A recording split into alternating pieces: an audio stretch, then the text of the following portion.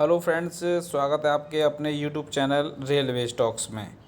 जैसा कि आप ये लेटर देख पा रहे हैं, ये किस चीज़ का लेटर है, क्या इसमें है, इसके बारे में हम इस वीडियो में बात करेंगे। तो सबसे पहले मैं आपको बता दूं कि जैसे सेंट्रल रेलवे का जो सोलापुर डिवीज़न का जो एरिया है, वो कौन सा एरिया है, जो मनमाड़ और डोंट सेक्शन वाला जो एरिया है, वो सोलापुर डिवीज़न से पुणे डिवीज़न में अब वो ट्रांसफ़र हो गया है। कब से हो गया है? वो 1 अप्रैल से, जी हाँ, 1 अप्रैल से वो ट्रांसफ़र हो गया है। 1 अप्रैल से वो ऑटोमेटिकली ट्रांसफ़र हो गया, ऐसा पहले लेटर आया था। और ये जो जो रूल है, ये 1 अप्रैल से इफ़ेक्ट कर चुका है। इसके बारे में क्या है कि अब जब एरिया सोलापुर से और पुणे डिवीज़न में जब ट्रांसफ़र हुआ, तो सीधी बात है कि पुणे डिवीज़न में अब एम्प्लॉय की ज़्यादा ज़रूरत होगी, सोलापुर में अब पहले के कंपैरिजन में थोड़ा सा एम्प्लॉय की कम ज़रूरत होगी। तो किस एम्प्लॉय को पुणे में रहना है, किस एम्प्लॉय को सोलापुर में रहना है, उससे रिलेटेड ये लेटर है। और तो आपके लिए ये सबसे बढ़िया मौका है कि आप सोलापुर में रहना चाहें सोलापुर में, पुणे में जाना चाहें पुणे में जा सकते हैं। क्योंकि पहले डोंड और जो मनमाड़ वाला जो एरिया है, वो सोलापुर में आता था, लेकिन अब वो पुणे में आता है। लेकिन बहुत से साथी भाई अभी ऐसे होंगे जो कि सोलापुर में ही रहना चाहते होंगे, तो उनको क्या है कि लेटर लिखना पड़ेगा। किसको? सीनियर डीपीओ को। कैसे लेटर वो है, कैसे फॉर्मेट में है, कैसे भरना है, कैसे नहीं भरना, उसके बारे में हम बात करेंगे। जैसा कि अभी देख पा रहे हैं, ये अपना परफॉर्मा है, इसमें कैसे बेसिक डिटेल्स हैं जो कि भरनी है आपको, और उसी से रिलेटेड ये वीडियो में हम बात करेंगे। उससे पहले आपको बता दें कि इसकी जो लास्ट डेट है बहुत नज़दीक है, 19 अप्रैल इसकी लास्ट डेट है। और जैसा कि आपको मैं दिखा देता हूँ, ये लास्ट डेट कहाँ पर मेंशन है इसकी। और इसकी जो 19 डेट है, ये 19 डेट, ये 19 जो अप्रैल है, 19 अप्रैल इसकी लास्ट डेट है। उससे पहले आप अप्लाई कर सकते हैं। क्या क्या इसमें मेन पॉइंट हैं, उसके बारे में हम सबसे पहले बात कर लेते हैं। तो सबसे पहले जैसा कि आप स्क्रीन पर देख पा रहे हैं, पहला जो पॉइंट है ये है, पहला पॉइंट ये है कि जो भी पोस्टेड हैं उस सेक्शन में ऑटोमेटिकली पूरे डिवीज़न में ये ट्रांसफ़र हो जाएंगी। पूरे डिवीज़न में ऑटोमेटिकली जो ट्रांसफ़र हो जाएंगी। पिन पॉइंटेड का मतलब है कि जो मनमाड़ और डोंट सेक्शन के बीच में जो भी पहले से पोस्ट मेंशन थी, वहाँ पर जो भी कर्मचारी काम करते होंगे इस सेक्शन में, वो ऑटोमेटिकली कहाँ चले जाएंगे? पुणे डिवीज़न में चले जाएंगे। और अब बात करते हैं, क्योंकि इंक्रीज जो जब पुणे डिवीज़न में आएंगे तो वहाँ पर स्ट्रेंथ इंक्रीज होगी, और सोलापुर डिवीज़न में ये जो स्ट्रेंथ है ये अब कम होगी। तो उसी से रिलेटेड, यानी कहने का मतलब एम्प्लॉय इधर से उधर होंगे, और बहुत से एम्प्लॉयों को ऐसा भी मौका मिलेगा कि जो सोलापुर में पहले थे लेकिन वो अब पुणे में नहीं जाना, वो सोलापुर में ही रहना चाहते, तो उनको भी ये फॉर्म अप्लाई करना है। और बहुत से ऐसे हैं कि जो सोलापुर में है वो पुणे में जाना चाहते, तो उनको भी अप्लाई करना है। तो आपको यानी कहने का मतलब है कि बहुत अच्छा गोल्डन चांस है।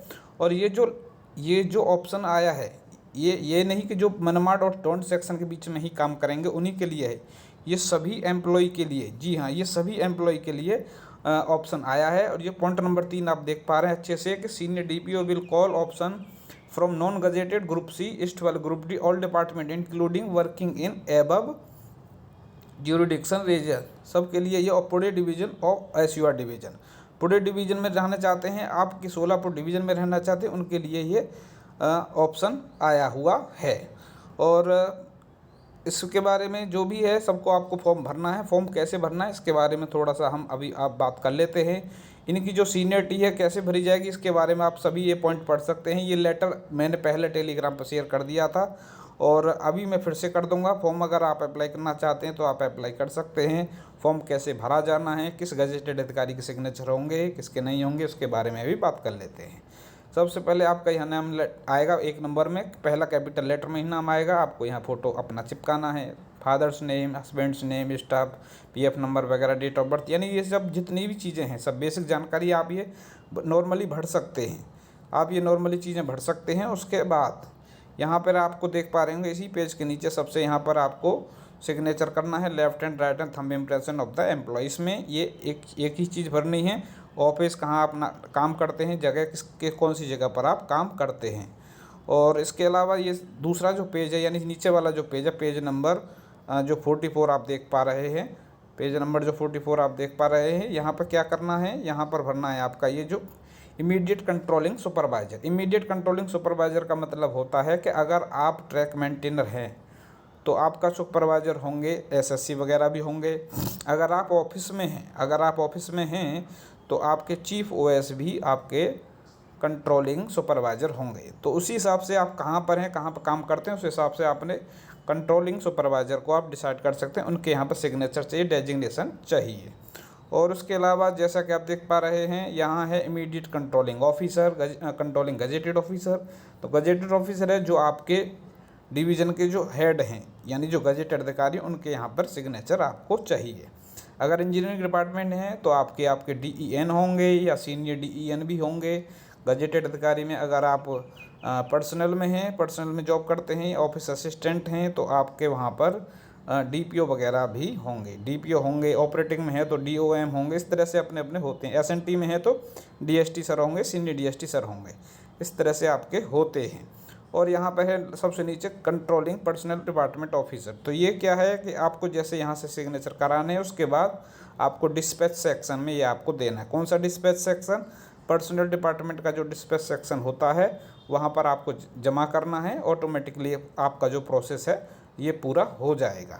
इस हिसाब से देना है। 19 अप्रैल से पहले आपको ये जमा कर देना है। फिर जैसी आपकी लिस्ट लगेगी, मेरिट लगेगी, उसका आप इंतज़ार जब तक कर सकते हैं।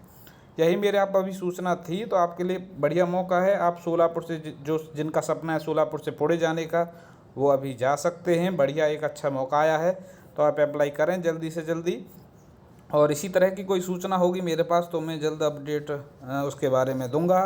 और इन्हीं बातों के साथ मैं लेता हूँ आपसे विदा। वीडियो को ज़रूर शेयर कीजिएगा। धन्यवाद।